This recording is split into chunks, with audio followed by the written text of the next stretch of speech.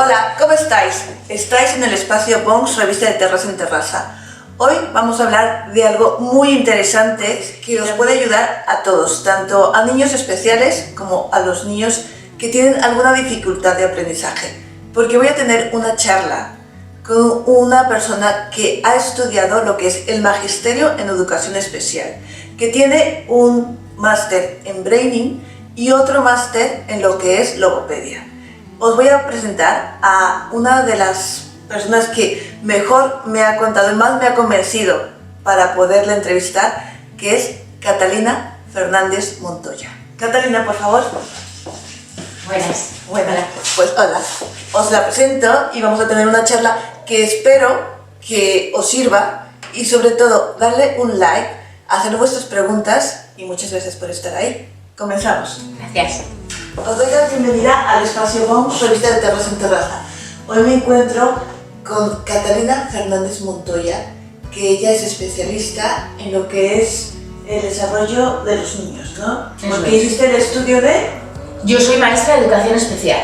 Maestra, o sea, profesora de magisterio de educación sí, especial. Y de infantil. Y de infantil. Sí. Y en esas ramificaciones te has especializado en más cosas. Sí, soy técnico de atención temprana y luego he hecho cosas de reflejos y soy especialista de Brain Gym, que es gimnasia cerebral, para mejorar las dificultades de aprendizaje. Aparte tengo un máster de logopedia. Bien. Sí. ¿Y cómo podemos detectar cuando una persona tiene un lento desarrollo? Cuando un niño tiene un lento desarrollo. Vale, yo trato todo niños con discapacidad, con patología, autismo, Asperger, cualquier patología que tengan, pero también niños que solo tienen dificultades de aprendizaje, que es que en su desarrollo les ha costado un poco más adquirir los conocimientos. Por ejemplo, pues niños que tienen dificultades en el habla, dificultades en la comprensión, en la expresión, dificultades en la lectoescritura, todo ese tipo de cosas que no han seguido su curso normal. Entonces, lo que vemos un poco en las etapas del desarrollo, o nos tendríamos que fijar, es, por ejemplo, cuando los bebés van creciendo, si tienen intención comunicativa. Y, por ejemplo, si un bebé está así muy quietecito, que dice que niño tan bueno, ¿eso no es algo positivo? No. A ver, los niños tienen que moverse, ¿vale? Los niños tienen que moverse, tienen que explorar el entorno, tienen que actuar con el entorno también, con los familiares, y tienen que tener una respuesta a los estímulos que se le dan. Entonces, un niño muy quieto no es bueno. O sea, el niño tiene que estar, y un niño muy movido tampoco. Es decir, los dos límites, o sea, los dos extremos no son buenos. No los podemos buscar. Tenemos que buscar un equilibrio. Un niño que se mueva cuando sea la ocasión de que se tiene que mover, y un niño que reciba la información y esté tranquilo para recibirla y centrado para recibirla. Entonces, si un niño pequeño ya vemos que, por ejemplo, si te hablo de desarrollo motor, primeras alertas sería pues un niño que con 8 meses, por ejemplo, no se sienta o no hace no intenta sentarse, simplemente se queda y ya está, no tenemos ningún movimiento. Sí, explora el entorno, pero el entorno que tiene cerca, no hace nada más por ir a buscar más cosas. Ese niño tardará en gatear, tardará en reptar y tardará en andar. Y cogerá mucha inseguridad y mucho miedo. Entonces, lo que hay que hacer es ayudarle al proceso y a la etapa de cómo nos sentaríamos. Entonces, el niño... Una pregunta, Catalina. Dicen que el gatear es muy bueno. ¿Es muy bueno el gatear? Es buenísimo. Todos los niños tienen que gatear, porque el gateo proporciona una coordinación lado-lado y una coordinación oculomotor que luego el niño va a necesitar. Porque luego ese niño, el sistema vestibular también lo va a mejorar. A la vez, este movimiento, yo luego paso de este plano de estar tumbado a estar de pie, ¿vale? Y esto es otro plano, aunque parezca muy fácil para nosotros, para los niños es muy complicado, y el sistema vestibular, que es el sistema del equilibrio, nos puede fallar. Entonces, tenemos que tener el cuerpo lo suficientemente fuerte como para pasar de esto hacia arriba de una manera sólida, y los niños se sienten mucho más seguros. Han gateado, han hecho una coordinación de lados, una coordinación hemisférica que luego les va a ayudar en las siguientes etapas. Entonces, el niño, cuando hay padres que dicen, mi niño no ha gateado, directamente ha andado, pues no. ponlo a gatear porque esa coordinación la necesitará más adelante. Esa coordinación y ese sistema vestibular en equilibrio bien compensado se necesita más adelante. Así que ya sabéis, padres, los niños tienen que Todos, gatear. todos, por favor. por Y un ejemplo, gateo, perdóname, sí, un gateo adecuado. Es decir, hay niños que gatean, pero por ejemplo cogen un pie y lo meten debajo del culete O y entonces arrastran. van arrastrando. Sí. No, el gateo es esto, ¿vale? Mano, pie, ¿vale? Y la parte de los pies tiene que tocar el suelo, porque hay niños que hacen así, yo me pongo y lo veis, ¿vale? Y levantan los pies a la hora de gatear. El gateo tiene que ser así, ¿vale? Manos y pies. Como que estuvieran haciendo un Exactamente, esquí, ¿no? sí, exactamente, como los gatitos. Porque esto lo tienen que notar, el cuerpo lo tiene que notar para evitar que luego existan reflejos activos y los niños no controlen esos movimientos. El reflejo activo es un movimiento incontrolado, ¿vale? Que si no lo integramos en los primeros 3 años de vida, pues puede provocar que el niño más adelante tenga dificultades porque no para y no se centra y no para de moverse en la silla, no para de moverse en los sitios y no hay un centrado. Entonces eso, la no integración de reflejos, también le puede acarrear dificultades posteriores. Y por ejemplo, ¿cuándo tienen los niños que empezar a balbucear, a emitir sonidos? ¿Cuándo tenemos que preocuparnos? El primer año de vida es el ideal para balbucear y sobre todo, como he dicho antes, para la intención comunicativa. Un niño tiene que saber, tiene que mirar y reconocer a las personas que están en el entorno, emitir sonrisa social, tiene que saber en qué espacio está en los primeros años de vida, sobre todo en los 3 primeros. Pero el primero es, sobre todo, tiene que tener, las estadísticas dicen que unas 15 palabras. Si tiene intención comunicativa y puede emitir sonidos onomatopédicos, pues por ejemplo, ¿qué hace la vaca? ¿Qué hace el perro? ¿Qué hace el tractor? Sonidos de movimiento, de articulación, ¿vale? Ese niño irá bien. Que emita el lenguaje más tarde o más temprano, ¿vale? Es cuestión de darle más estimulación o no, ¿vale? De hablarle más, pero si existe la intención comunicativa, lo demás va a ir fluyendo con una estimulación adecuada. Y entonces hay niños que no llegan a las 15 palabras al año, pero no quiere decir que hay algún problema. Quiere decir que hay que ir estimulando un poco más, pues porque es un niño que le cuesta algo más el lenguaje. Pero si existe claramente antes intención comunicativa y balbuceo, es decir, si el niño es capaz de repetir, yo le pongo una vaca y le digo, ¿qué hace la vaca? Y el niño reconoce la vaca y dice, ¿vale? Tenemos los sonidos onomatopédicos, lo único, pues bueno, que luego la articulación tenemos que ir estimulándola un poco más. Pero sobre todo, la alerta vendría cuando no hay intención comunicativa. Es decir, cuando tú le dices al niño que le pides algo y no te señala, o no se hace entender, ese tipo de cosas, cuando no hay intención comunicativa. Esa es la alarma. Pero si la hay y el niño va repitiendo, luego es cuestión porque luego, por ejemplo, para la articulación hay muchos factores. Hay niños que no mastican, hay niños que no comen sólido, que comen mucho tiempo puré. Es malo comer mucho tiempo puré. Sí. Tienen que masticar. Exactamente. Las etapas hay que pasarlas. Y la etapa de puré es cuando el niño no tiene dientes. Cuando un niño tiene dientes, tiene que aprender a masticar, porque eso luego le va a fortalecer la articulación, vamos a evitar un babeo y vamos a conseguir que la emisión de los fonemas sea mejor. ¿Por qué? Pues porque tenemos la articulación fuerte para mover la lengua y los labios hacia donde nosotros queremos. ¿Vale? Entonces, el masticar es, cuando toca masticar, toca masticar. Entonces hay muchos niños que les cuesta muchísimo la comida, hay muchos niños que les cuesta el masticar. Entonces, claro, yo entiendo que muchos padres cogen y lo rápido es, pues le meto un puré por lo menos que coma. Bueno, pues no hagamos eso mucho, porque al final la articulación se resiente. Si no tenemos esto fuerte, no podemos emitir sonidos, y luego tenemos bebés, o sea, niños mayores, 3, 4 años, con conductas muy infantiles, y vocalmente muy inmaduros. Digamos que está un poco atrofiado todo lo que es... No está articulado, entonces por lo tanto babea. Tiene como la boca que no podemos pedirle un fonema más complicado de papá, mamá, y encima el papá, mamá es como... Cuando hay una combinación, por ejemplo, de consonantes, ¿no? Clavo o no, propio. Eso es muy complicado. Para ellos es muy complicado si no hicieron antes ese ejercicio de articulación al masticar. Exactamente. Entonces, y, perdóname, los chupetes. Los chupetes, por favor, son muy contraproducentes para el paladar y para el sistema de la articulación. O sea que los niños, cualquier tipo de niño y bebé, no debe utilizar chupetes. No deberían, pero si los usan, porque es verdad que el chupete calma, lo más plano posible. O sea, no estos chupetes que son anatómicos, no. Hay unos que son ortodónticos, que son planos.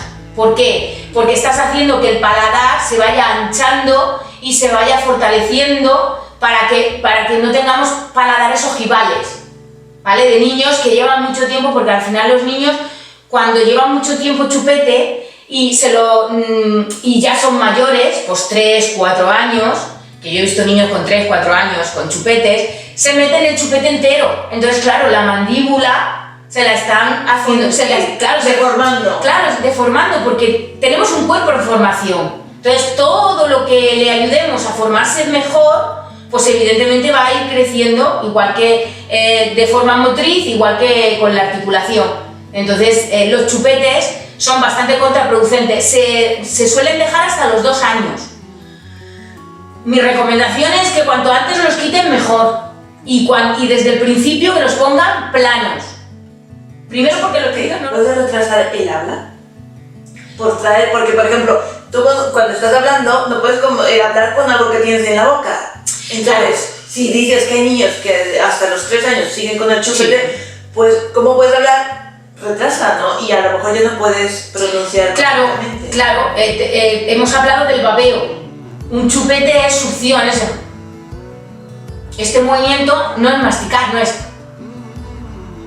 ¿Vale? Entonces, esta articulación sigue muy blandita. El chupete es como un placebo y el niño cada vez no crece. Madurativamente es que él se siente como que es pequeño. Como que es bebé. Claro, porque es que los chupetes los llevan los bebés. Un niño nace, lo primero que hay que ver es si responde a lo que es el medio ambiente, ¿no? A todo lo que los sonidos y todo. Eso es. Y si no responde de una manera que lo veamos, que dice las primeras 15 palabras o 15 balbuceos en un año, entonces ya tenemos que tener una alerta. Por lo menos mirar qué pasa, porque sí que debería de haber, no 15 palabras, porque a lo mejor son muchas, pero ver un poco el entorno del niño. Pero sí, yo soy de las de prevención ante todo, es decir, yo si veo un niño con 8 meses que no se ha sentado, yo no espero a que se siente. Es decir, yo le ayudo. Sí que me gusta actuar porque evitamos un retraso innecesario, porque eso luego se va juntando con otras cosas y al final sí que puede provocar un problema. En un principio no tiene por qué serlo, es decir, no es una alerta, es vamos a actuar, ¿vale? Y porque si no lo hacemos, luego al final sí que es verdad que podemos aumentar las dificultades, porque si no me he sentado, no he gateado, no he andado, pues luego mi sistema vestibular, mi cuerpo, yo no soy un niño que tenga seguridad en mí mismo, todo me da miedo. Si tenemos un niño quieto que no interactúa con las cosas y que hay que hacerle todo, pues hombre, hay que ir viendo qué está pasando ahí. Por ejemplo, aquí en España se le llama, es que ya nos ven en varias partes del mundo, pues no te voy a hacer esta pregunta. Por ejemplo, se le llama parque aquí a lo que en América Latina se llama corral, que es como, pues digamos, el corral o el parque. Sí. ¿Es bueno tenerlos ahí para que ellos mismos se vayan moviendo, revolcándose o no? No. Desde mi punto de vista, no. Y desde mi experiencia profesional, tampoco. ¿Por qué? ¿Por qué? Pues porque es un recinto muy pequeño. Entonces el niño tiene que explorar el suelo, tiene que revolcarse, tiene que hacer gateo, tiene que... ¿Darse golpes? Sí, tiene que levantarse, tiene que darse golpes, intentar minimizar, es decir... Sí, hombre, que no le vas a poner un filo para... Exactamente, el niño tiene que aprender, o sea, el niño tiene que sobrevivir en un medio. No hay que adaptar el medio a que sobreviva el niño. ¿Y cuál es la edad adecuada para poder empezar a andar? ¿Cuándo también tenemos que ver, pues este niño ya tiene que andar? Pues alrededor del año. Alrededor del año ya tiene que andar. Sí, pero hay muchos niños que tienen, o sea, que tienen un año y no andan todavía, no pasa nada. Entre año y medio sería conveniente que andaran. Si a los 18 meses no hacemos, volvemos a lo mismo, no hacemos ni siquiera la intención de, si ha tenido un gateo, a mí me va a dar igual que él solo. Es que esto surge por sí mismo. Es decir, si ha tenido un gateo, ese niño al año y poco va a andar. Si no ha tenido gateo, pues evidentemente vamos a alargar. A lo mejor yo he tenido aquí niños con 18 meses que no gateaban, que no andaban. Entonces lo que hemos hecho ha sido intervenir en ese gateo y hemos andado a los 2 meses o 3. O sea, cuando ha habido una intervención, una estimulación. Si un niño no empieza a hablar, es bueno estarle constantemente hablando. Sí. Y esto es muy importante. La estimulación del lenguaje es muy buena. Constantemente, o sea, sobre todo, sí, porque no solo recibe estimulación para el lenguaje, recibe estimulación auditiva. Y así vemos si escucha, el niño está centrado, el niño está atento, está relajado. Si estás leyéndole un cuento y no se está quieto, pues es que tiene que escuchar. Porque cuando sea más mayor y vaya, por ejemplo, al colegio, habrá un coro, habrá unas normas sociales que tenemos que sentarnos todos, que tenemos que escuchar. Entonces, si no inculcamos ciertas cosas desde que son bebés, luego nos cuesta mucho. Y puede ser que ese niño tenga reflejos activos, que no pueda estarse quieto, que volvemos otra vez al desarrollo motor, que es la base de todo esto. Por ejemplo, la hiperactividad es, digamos, un desfase de lo anterior. Hay parte de la hiperactividad que se podría controlar. Un niño hiperactivo es hiperactivo. Pero un niño hiperactivo es un niño que no se concentra. Eso es. El hiperactivo le pasa lo mismo. No es lo mismo que un niño movido. Un niño movido puede que tenga reflejos activos, que son los movimientos involuntarios de los que hemos estado hablando, y que no se centre. Y evidentemente eso se puede mejorar, todo. Una cosa se puede integrar, que son los reflejos, y tendríamos un niño mucho más tranquilo y mucho más centrado, igual que un niño hiperactivo. Lo que pasa es que el niño hiperactivo seguiría teniendo hiperactividad, pero el centrado lo tendría mejor, ¿vale? Esa es la diferencia, porque estamos metiendo en sacos, en el mismo saco estamos metiendo hiperactivos, todos son hiperactivos. No, vamos a diferenciar. Un niño hiperactivo es un niño pues que le cuesta ya de forma natural, incluso integrando reflejos, mantener la atención centrada y estarse quieto. ¿Cuándo se tiene que poner, tenemos que acudir al especialista como tú? ¿Cuándo debemos decir? Cuando veamos la primera cosa que nos llame la atención. A ver, yo actúo desde, ya te digo, desde los reflejos tienen que estar integrados hasta los 3 años. Y a partir de los 3 años vemos conductas pues que no deberían de estar. Pues, perdón, ¿qué son los reflejos? Los reflejos son movimientos involuntarios que el cuerpo tiene. Por ejemplo, cuando tú vas al médico y te dan la rodilla, hace la rodilla ¡plim! Sí. Vale, pues nosotros tenemos esos reflejos en nuestro cuerpo. ¿Y cuando son niños, cómo los detectas o cómo ves? Porque son niños que, pues por ejemplo, son niños que van de puntillas. Son niños que van así como echados hacia adelante. Niños muy movidos, niños que no se centran. Niños que están escribiendo y se les cae la cabeza. Todo eso son reflejos activos. Y hay que integrarlos porque le está dificultando el avance, por ejemplo, en las operaciones académicas. Y luego también los reflejos activos, los padres suelen decir que tienen muchos problemas de conducta. ¿Cuánto tiempo tienen que acudir a la semana? Yo los tengo aquí una vez a la semana. ¿Y con una vez a la semana es suficiente? Durante un tiempo sí. O sea, es decir, lo que yo intento desde aquí es, los reflejos solo se integran con rutina y con ejercicios repetitivos. Entonces, yo me aseguro, cuando vienen una vez a la semana, yo me aseguro con ese compromiso de que los van a hacer toda la semana. Entonces, depende familiarmente cómo les vea.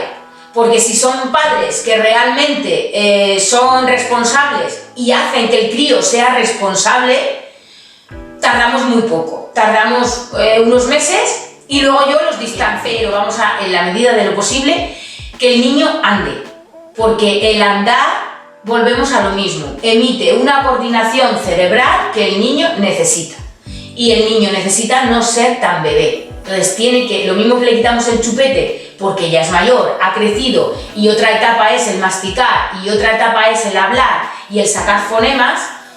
El andar necesita el sistema vestibular bien, necesita la coordinación de los dos lados bien, entonces por favor bajemos a los niños de las silletas. Muy bien. Y ahora, por ejemplo, hablemos de un problema que ya surge un poco más adelante, el problema de un habla correcta, de un lenguaje correcto, que estamos hablando ya de un problema de logopedia. ¿Esto cómo lo tratas? Pues en principio vuelvo a la base. Yo siempre vuelvo a la base, porque la logopedia, o sea, el habla, es lo mismo que las manos, son psicomotricidad fina. Y yo necesito también la psicomotricidad gruesa.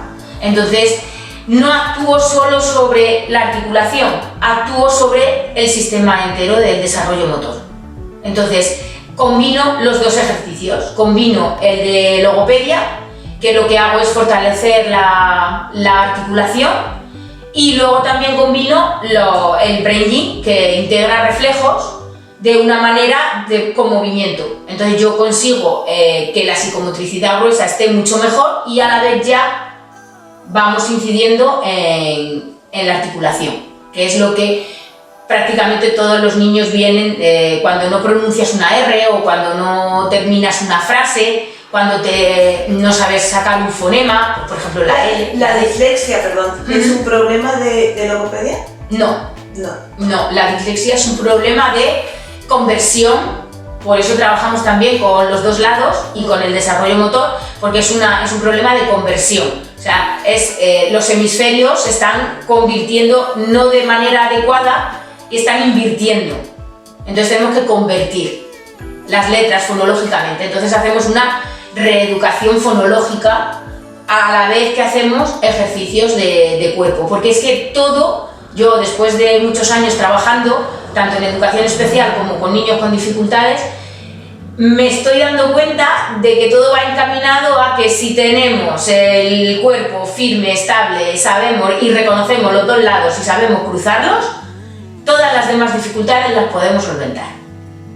Y por ejemplo al niño que tiene dislexia le podemos ayudar muchísimo a esa conversión fonológica que no hace de manera fluida ni automática. Para concluir esta charla tan interesante, que espero que volvamos a repetir porque me parece una excelente profesional, Catalina. Gracias.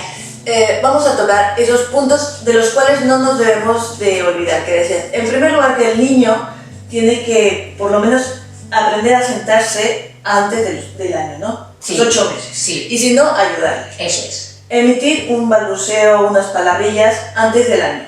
Sí. La intención comunicativa, ¿vale? Buscamos intención comunicativa sobre todo.